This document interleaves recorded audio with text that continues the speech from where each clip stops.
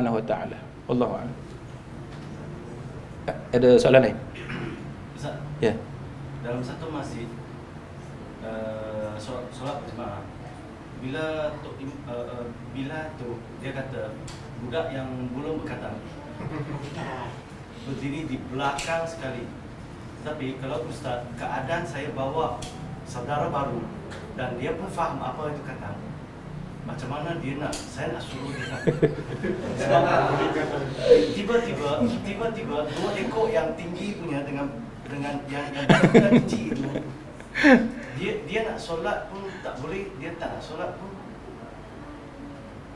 Keadaan macam itu. Baik. Wallahu alam. Itu yang kita cuba didik masyarakat kita sekarang. Kita cuba didik masyarakat kita sekarang tentang masalah ni. Untuk pengetahuan sahabat kita, saya sendiri pun ada masalah dengan beberapa tempat. Contohnya tuan-tuan sekalian, sembahyang tak pakai kopiah. Kan? Ada tu imam, saya sembahyang di Terengganu masa tu. Kita musafir, kopiah tak pakai, kita sembahyang lah. Kita biasalah, kita pergi cari hak dekat dengan imam lah. Jadi bila imam toleh kanan toleh kiri bagi salam, dia nampak kita tak pakai kopiah, dia kata sembahyang semula, dia kata ni tak sah sembahyang ni. Dia bagi buah tu terus. Aku nak fikir aku nak jawab apa. Kata imam. Aku nak jawab, aku pun ustaz juga nak jawab gitu lah. Geram juga nak kata aku pun ustaz, aku tahu. Tapi itu contoh kan. Kita dalam proses mendidik masyarakat. Sebab masyarakat kita ni dia pakai fiqh yang lama. Fiqh lama ni bukan maksud fiqh asal. Kalau fiqh asal tak apa. Kan? Ni fiqh lama ni maksudnya fiqh yang telah dicemari dah, bercampur aduk yang kita tak tahu dah benda tu datang daripada mana. Contohnya saya pernah ada masalah di satu masjid di belah dekat dengan sempadan Thailand tu, kan? Saya tak mau sebut, nanti tuan-tuan tahu tempat tu. Masalah dia apa? Masalah dia bergaduh tu guru pondok dengan AJK masjid. Sebab tu guru pondok dia tunjuk dia tak suka tu, dia kerah anak murid dia tinggal semalam Jumaat masa tu. Jadi bergaduh. Punca dia apa? Punca pasal mikrofon lah. Ni, mikrofon ni. Punca mikrofon ni. Sebab dia kata bila kita pakai dekat baju, mikrofon tu bila kita ikut tali dia tu, wire ni, dia akan pergi kepada speaker ke atas menara masjid. Dia kata mesti jumpa tai burung dekat menara masjid tu. Jadi bergaduh dekat masjid tu. Apa nak buat macam mana?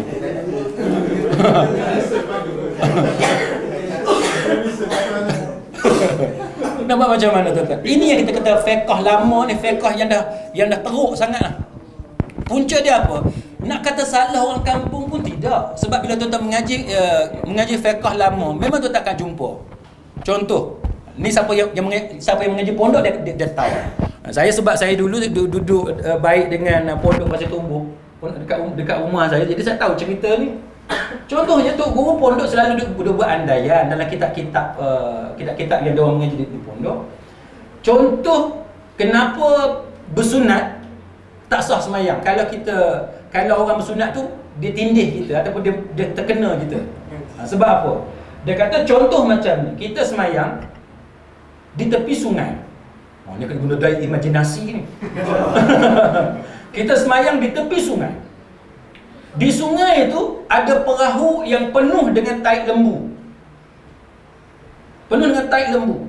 Kita ambil tali, letak tali itu dalam perahu yang kena pada taik lembu.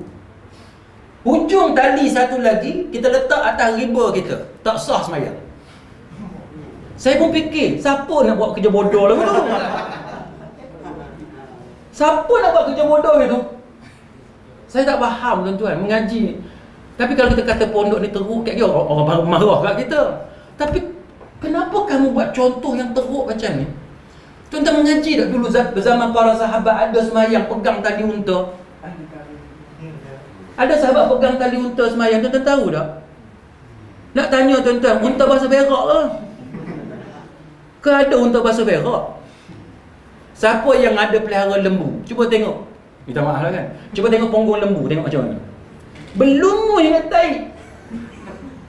Ke ada yang lembu cerdik dia istinja dulu? Jadi ini yang kita kata, kalau orang bukan Islam kata dekat orang Melayu ni bodoh, kita marah. Tapi sebenarnya kita sendiri yang mendedahkan. Sebab itu untuk orang kata kita bodoh. Sama dalam masalah tak bersunat tadi. Tak bersunat ni tuan-tuan, tuan nak cek buat apa? Tak payah cek lah. Nah, tak bersunat, apa dia tak bersunat? Tak bersunat ni maknanya kulit tu terlebih, kan? Sama ada najis ke tak ada najis pada kulit tu, tuan nak cek buat apa? Tak payah cek lah, kan? Nak tanya tuan-tuan, kalau ada kulit lebih, mesti ada najis ke? Adakah mesti ada najis? Tak semestinya, kan? Kalau kawan tu mandi kolam, kan? Kalau kawan tu mandi kolam, bersih, kan? Cuma orang buat andaian. Tak, dia kat situ ada tai kulup, dia kata. Betul tak tai kulup? Ini semua andaian-andaian yang menyusahkan. Jadi sebab tu tuan-tuan sekalian, kita harap masyarakat kita di satu masa nanti dia makin berubah. Jadi sepatutnya orang bukan saudara-saudara kita yang baru berjinak dengan Islam, baru masuk Islam dan sebagainya, kita jangan dedahkan dengan benda-benda pelik-pelik macam ni, sebab dia akan jadi orang baru, kan? Tiba-tiba dia tengok benda yang pelik macam ni, nampak childish, nampak benda yang ghairu makul, tidak logik, nampak macam bodoh. Ini akan menyebabkan kemungkinan-kemungkinan yang tidak baik. Wallahu a'lam. Ya.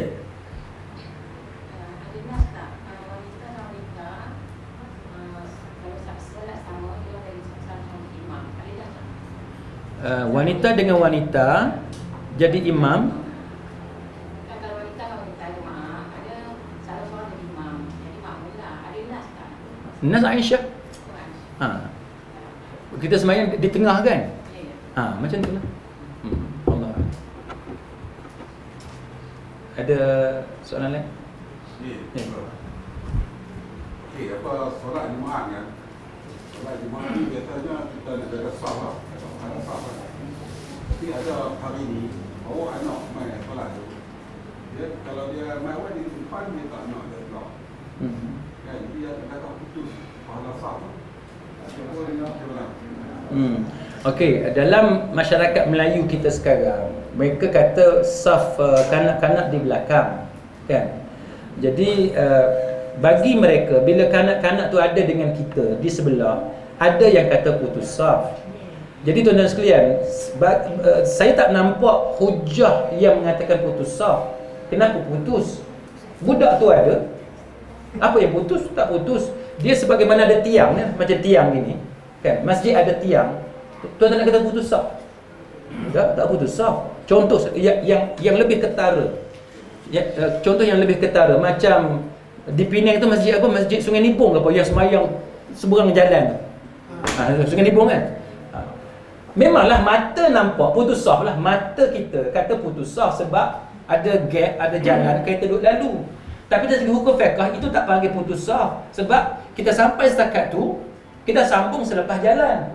Itu tak dipanggil sebagai putus saf. Dalil dia kalau tuan-tuan tengok macam fiqh Atha bin Abi Rabah umpamanya, kan? Atha bin Abi Rabah dia kata masa zaman dia dulu, Atha bin Abi Rabah, siapa yang belajar manasikul hajj, dia tahulah zaman Atha dulu orang ramai dekat Masjidil Haram, kan? Sampai dekat bukit tu semayang, kan? Sampai dekat bukit.